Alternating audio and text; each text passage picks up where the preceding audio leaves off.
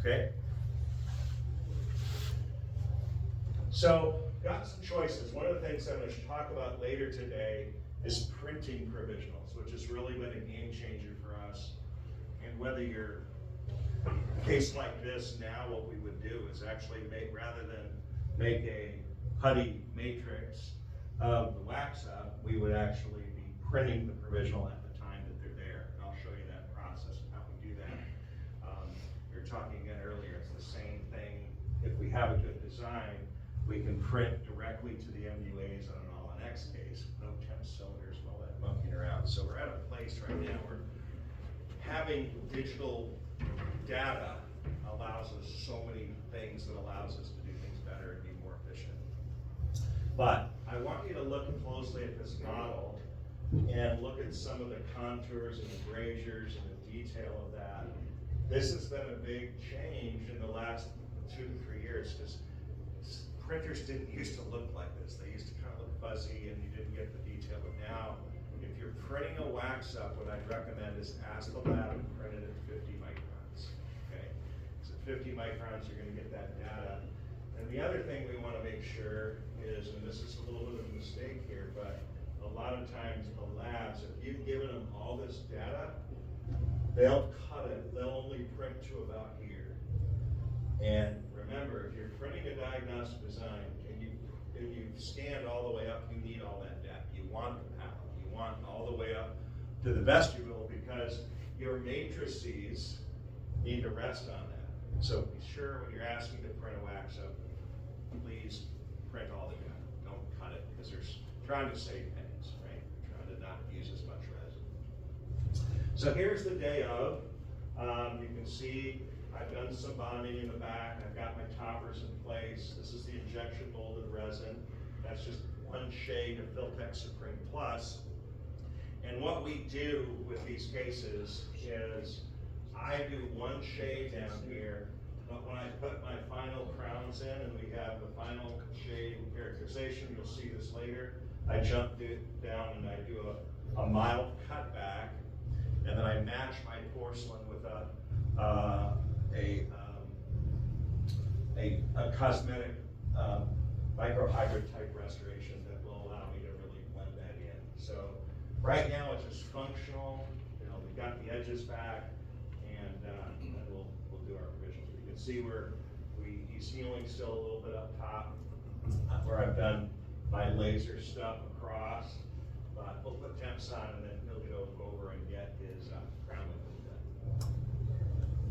All right, so looking at the scan of this, you can see at the new vertical, there he is, and you can see canines in a much better class 1 relationship. And so we're going to put the temporaries on and let them go. And again, once you get the temps on, we don't have to rush in this case, because he's going to be healing from the crown lengthening. Body looks pretty good, right? So size and size of ledge, region of margin looks pretty good. Planes look pretty good. As we look at some of the pictures here, I want you to really be thinking about where this edge is. And so we look at rest, we look at E, we look at profile. One of the things that I'm looking at is he might still be a little bit retroclined. You could probably bring his edges forward a little bit.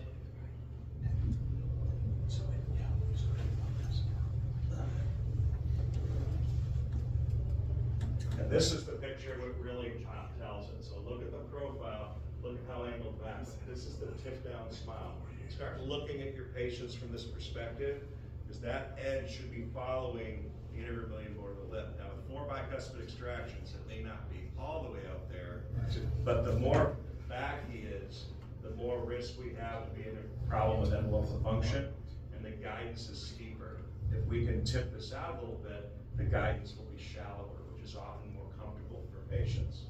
So we're making a note on that. I don't need to change it, but when I work with Lee, we're going to be bringing that out a little bit. The rest looks ideal. We like to see about 3 millimeters of rest. That looks pretty good. And the general planes are looking good. So this is a little bit later now. Crown lengthening's done. He's healing up. So So we're getting ready to finish him. At least first five.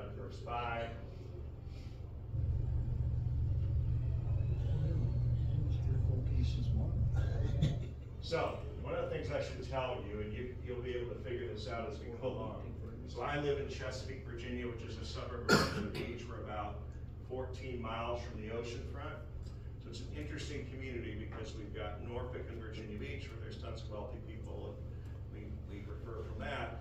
But then about 14 miles west of us is all the peanut farms. So we've got a lot of rural people that come from there and from down in North Carolina. And then we've got kind of the high-end people.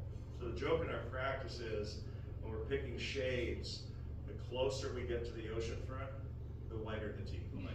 So we get right on the ocean front, they're like, we're BL1, with no transit. So I have the temps on him, and he's like, I didn't really think about it, but his church is west, like he's out in Sinai, and he's like, dude, we gotta tone these down. So we'll see that as we go along here. All right, so there's my stops, there's my guidance. We'll get into that a little bit. But what I want to be clear about is we're going to primarily communicate to the lab with the scan. So I want to make sure that I got my occlusion the way I want it, and if there's a little punch list, like bringing that edge forward a little bit, that's fine. But we want to spend time on that and dial that in, because Lee is going to take this scan and put it right over my preps, and that's going to drive the whole thing. So I want you to be a lab technician and think about a case like this if he didn't have this scan. Can you imagine if he was just staring at 8 preps?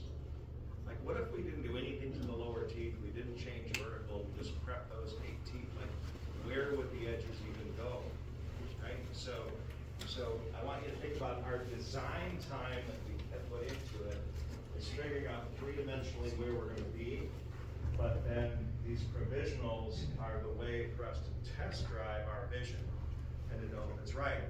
If I'm off on a case, which occasionally happens, I'm not going to rush and get permanent crowns going to make. We're going to tweak the design, print another model, and put a new temporary.